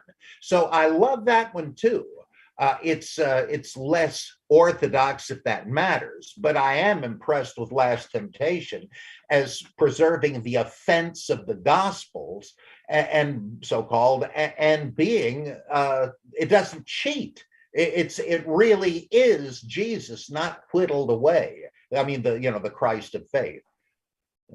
Sorry about that. Yeah, I don't think I can beat that commentary, but I will add just one small little note. I think Nikos Kazantzakis was a prophetic in that if you look at the Judas character and how he emphasizes Judas as sort of in with Jesus on the meaning of the crucifixion and the whole point of it and what he was going through and struggling, and I think that that's prophetic of the Gospel of Judas. And of course, The Last Temptation of Christ as a book was written before we had discovered the Gospel of Judas. But if you read the Gospel of Judas and The Last Temptation of Christ, it's amazing what Kazantzakis sort of foreshadowed that was also present in the 2nd century.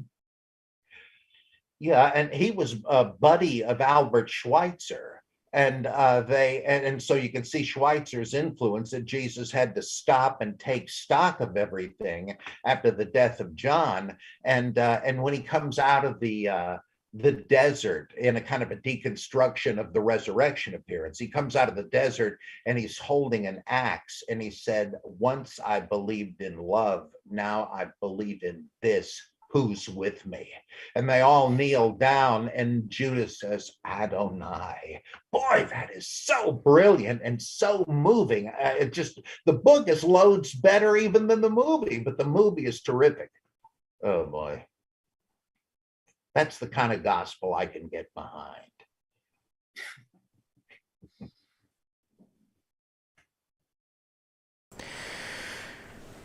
Well, so far we don't have any more super chats. Okay, let me see here. Dr. Litwa, what do you think of the parallels between St. Magus' confrontation with Peter and Acts of the Apostles in comparison to Paul's confrontation with Cephas or Peter in the Epistle to the Galatians? Dr. Price talks about that a lot. He thinks there's a connection there with St. Magus and Paul. St. Magus kind of, or Paul is really taking over the role of St. Magus. What do you think of that? So we've got Galatians and we've got Acts, and I would say that those are about 100 years apart. In Acts being, I would date Acts right around mid-2nd century. So Galatians, it's a dispute about the law, at least on the face of it, and about the practice of table fellowship with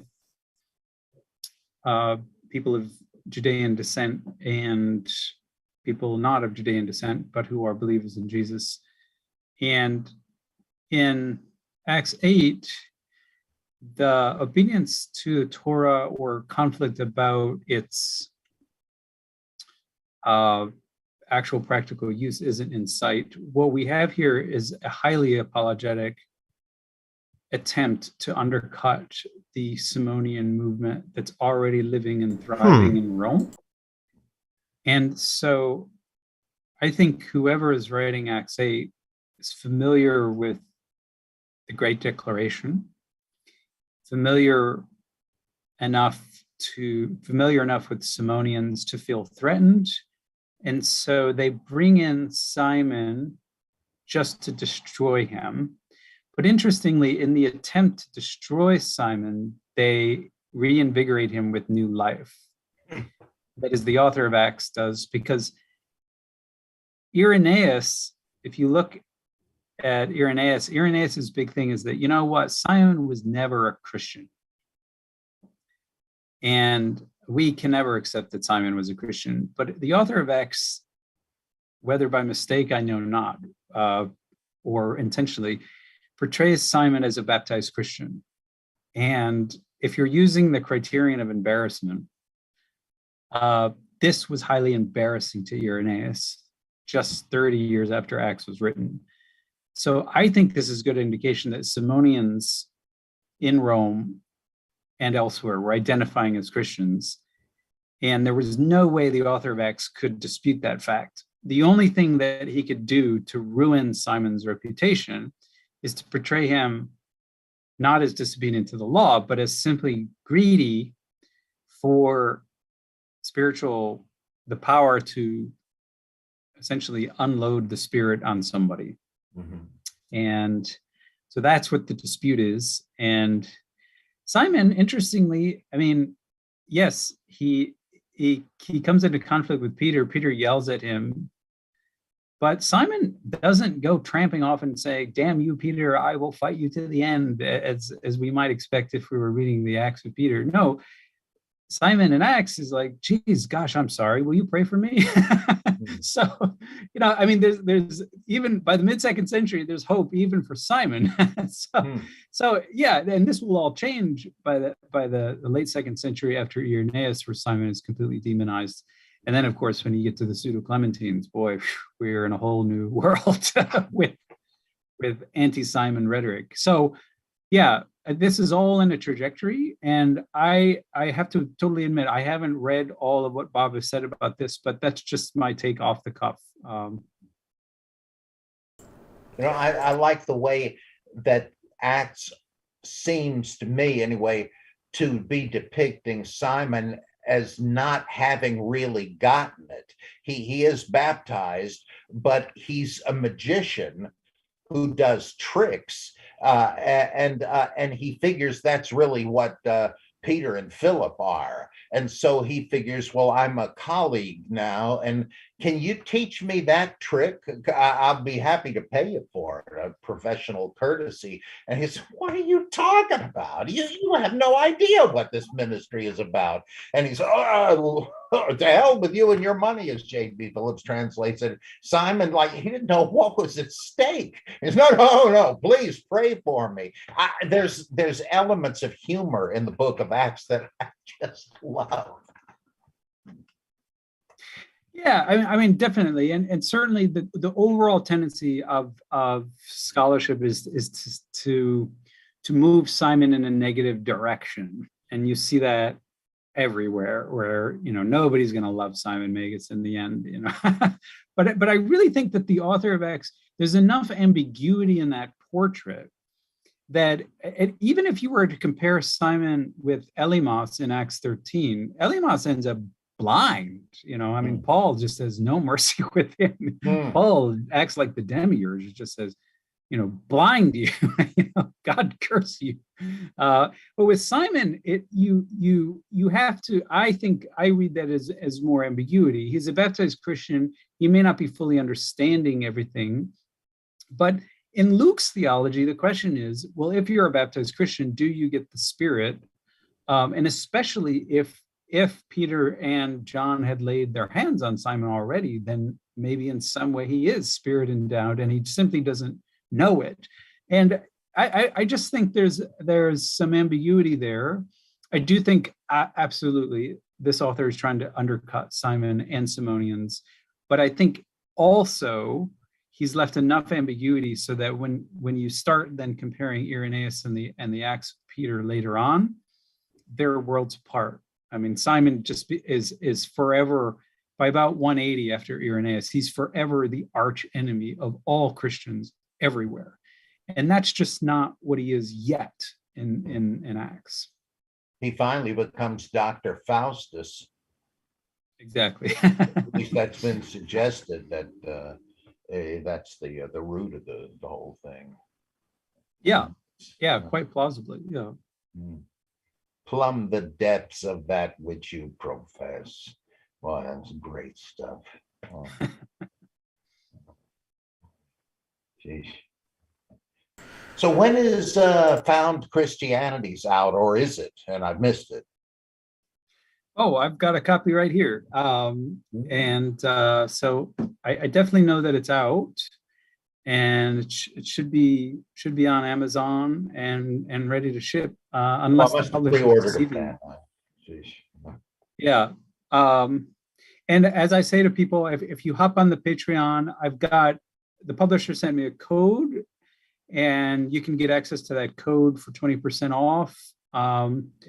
And yeah, hopefully, I obviously, I always want to make this material as cheap as possible. Unfortunately, academic publishers aren't cooperating, but this is a paperback. So yeah, I'm quite pleased. Boy, when you're debating Bart Ehrman? Hopefully never. Bart was one of my teachers, so I don't have any. I don't have any. I don't pursue the conflict model myself. Oh yeah, I don't think. Yeah. It's just that you obviously have a different model, and it would be very instructive to hear the exchange.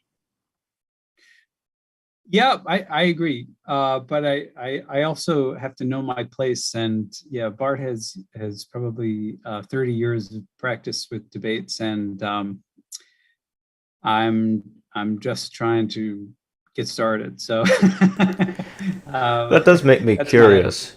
That does make me curious, Dr. Litwa. One day, would you one day consider debating him?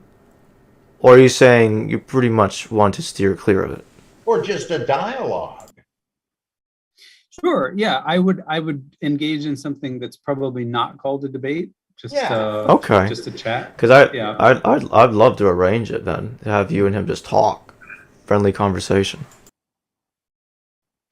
He's amazing. Yeah, by and by. I'm not against it.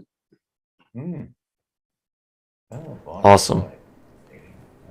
I do have a final question for both of you, and I think we can close out. We're almost at 2 hours in. So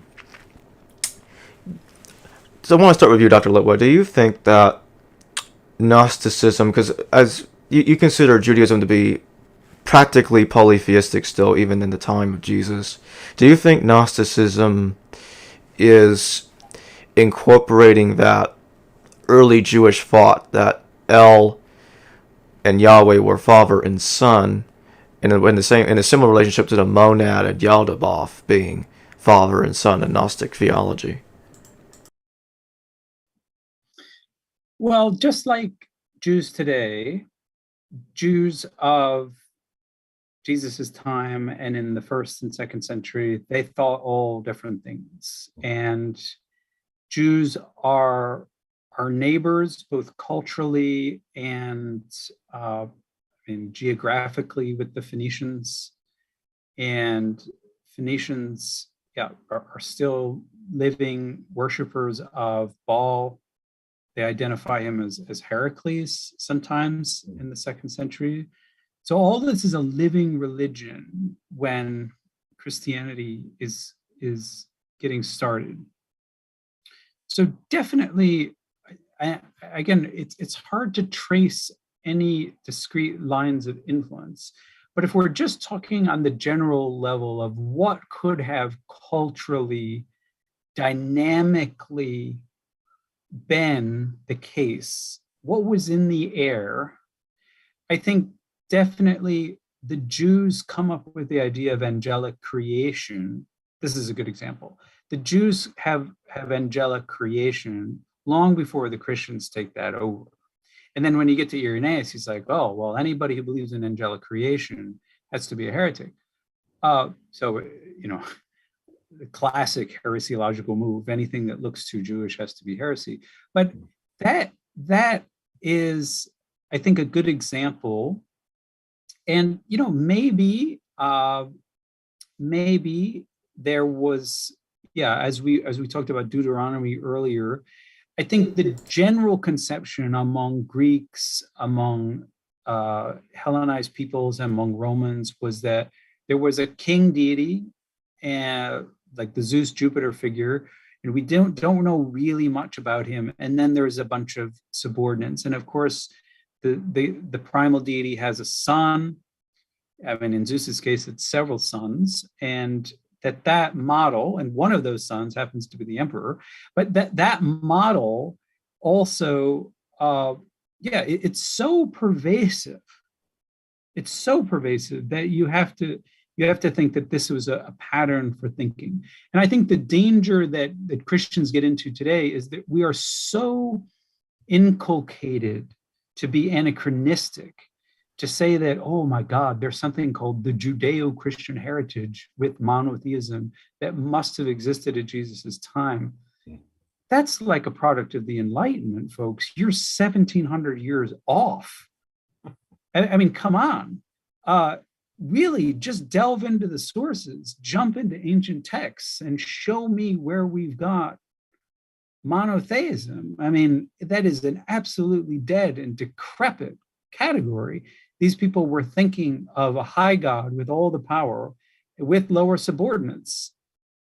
And for so-called Gnostic Christians, they viewed the high God as the unknown deity, and that he had a son, Jesus, who preaches the truth. And this was a model that was a winning, marketable model, and there wasn't anything really too unique about it. So we could say more, but we need to just look into the hard data see what the actual lines of influence are. Dr. Price? Well, I go along with that and with Margaret Barker, who said that you do see the pattern of the ancient Israelite religion surviving the attempt of the Deuteronomic reformers to streamline Judaism and its theology, its pantheon. Once, not everybody bought into that, and a lot of people believed in the old time religion and continued to. And she says that in the Gospels, it's assumed and implied that Jesus is in an extended theophany, and that when he's praying to his father, he's talking to Elion, the Ancient of Days, and that this was the traditional view. And though some had signed on to the new of the two, that was by no means universal, and it kept popping up, for instance, in Gnosticism. And that she makes the same connection exactly, understand her right. And Gnosticism was, of course, it was sort of like Philonism. It's a kind of abstracted version of that, but that's what it's a version. At least ditheism, the principalities and powers, you can change the nomenclature and say, well, they're the fallen sons of God, but really, what's the difference? And so, yeah, there are various deities. And so, yeah, little changed. When Jews, I mean, what's now Judaism, and when Muslims say, you Christians, you say you're monotheists, you think you're monotheists, but you're obviously not. I think that's right. They would like to be in that club for PR purposes or whatever, but no, the Christians are not monotheists. So we got a super chat in here from Stephen the Storyteller, $1.99. Thanks for the $1.99, Stephen. Is St. Thomas the father of the Syrian Christians? Well, I've done a little bit of research on this, and I won't go too long because I know we're probably all tired at this point. But there's been a lot of pushback. Okay, so if you're with Walter Bauer and you're with Helmut Kester and scholars of a previous generation, you're definitely going to associate Thomas with Edessa, which is right now in eastern Turkey, and that whole Syrian culture. Thomas and Syria were highly associated. But two articles I'll recommend, one by Greg Given and one by Ian Brown, both argue, well, Ian Brown specifically argues that the Gospel of Thomas was written in Alexandria, and we have just as good evidence for Thomas traditions in Alexandria as we do in Syria. And when we really look at the evidence, this whole Syrian hypothesis has a lot of holes in it. So don't necessarily associate Thomas with the apostleship to Syria. The Book of Thomas the Contender in Nag Hammadi has a lot of Alexandrian connections. Hans Martin Schenke was a fabulous Nag Hammadi scholar of a previous generation in Germany, showed this in detail. And remember, our earliest papyri for Thomas, Gospel of Thomas, are Egyptian, not, so it's, and those are early papyri. Those are late 2nd century, okay? Mm-hmm. And the other thing to keep in mind about Thomas and in the Egyptian connection, specifically the Alexandrian connection, is, he is first cited by an Alexandrian. The Gospel of Thomas is first cited by Julius Cassianus, who is 160 to 180 Alexandrian writer. And then the Gospel of Thomas, the next known quotation is by the Naassenes. And I argue that the Naassenes are Egyptian. So my money for Thomas, and Thomas as a hero, is on Egypt, not Syria. But that's my theory. And that's just Stephen me. Davies says he agrees. He wrote this couple of decades ago, but he makes a similar case that, wait a minute, on the Syria thing, there's loads of evidence for Egypt. And I guess it could be both, possibly. I mean, in Syria and in India, they think Thomas was the progenitor of their faith. It's possible in both cases, but who give wandering apostles to the nations seems to be secondary. But who knows? Yeah, and there's a lot of traffic between Syria and Egypt. So yeah, this isn't an either or question necessarily, definitely. I love Thomas. Oh, what a gospel. And a lot of it, like Davies points out, just sounds weird to us because we don't have a history of in church or in Sunday school, but he like decodes some of the weird sounding stuff. There's nothing odd about this. Like, they should make a hand in place of a hand and a foot in place. This is a reference to this stuff. If your right eye offends you, pluck it out. If your right hand offends you, cut it off. It's like these bad habits that are going to get you into trouble. And that's what you're doing when you're baptized. You make the inner as the outer, the male as the female. We're all one in Christ. It's not that weird. It's just that it's unfamiliar to us. And some of it is. I mean, it teaches pre-existence of souls, apparently, and so forth. But a lot of what I take to be syncretism, Davies says, really is phylonic terminology of male and female. Well, he certainly knows it better than I do. But again, that associates it with Alexandria. Okay, we got another super chat. I hope I'm pronouncing this name right. I apologize if I don't. Chindi Chimbilo, thank you for the $5 super chat.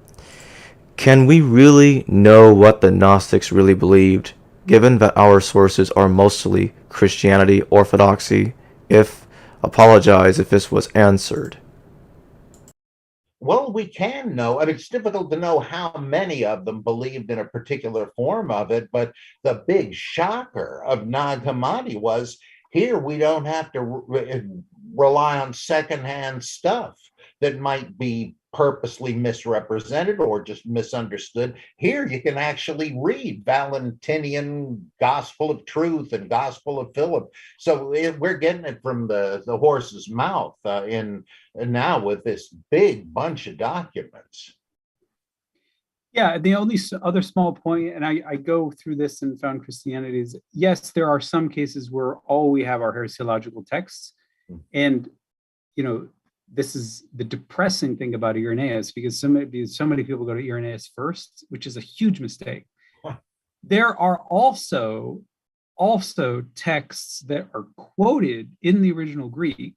Okay, so for instance, in the Refutation of All Heresies, we've got the Great Declaration quoted there for us. We've got the Nicene Sermon quoted there for us. We've got the Sethian paraphrase of Seth quoted for us. We've got paradic sources quoted for us. So it hasn't all disappeared, folks. And of course, the framework of it is the heresiologist is quoting this to, as the refutator says. I have to laugh at this because it sounds foolish. The way I'm going to refute this is by quoting their own words. Well, thank you, sir, for quoting their own words, because you yourself are refuted. I mean, he was unlike Irenaeus most of the time just taking snippets from the actual Greek sources. So we don't even have to worry about translation into Coptic there. We've got the original Greek in some cases. They still say so-and-so's view is so stupid, to summarize it is to refute it.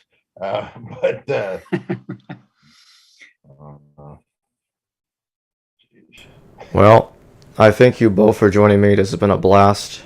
Yeah. Thank you. Wonderful 2 hours and 6 minutes. I thank everybody who donated through the super chats. Really helps keep this channel going and keep it afloat. Check out the Patreon, of course. Also check out Dr. Litwa's Patreon. I have all the links in the description, all the relevant links regarding both of these guests. Once again, I thank you both for joining me. This has been great. Oh, thanks for having us. Of course. Thank you. Yep, everybody take care. You bet. Hello viewers, thanks for watching this video from the History Valley YouTube channel. Please don't forget to subscribe and hit the notification bell. And if any of you wish to further support this channel, please consider checking out this channel's Patreon page and becoming a patron, and or donate through PayPal or through Super Chat during a live stream. Thank you.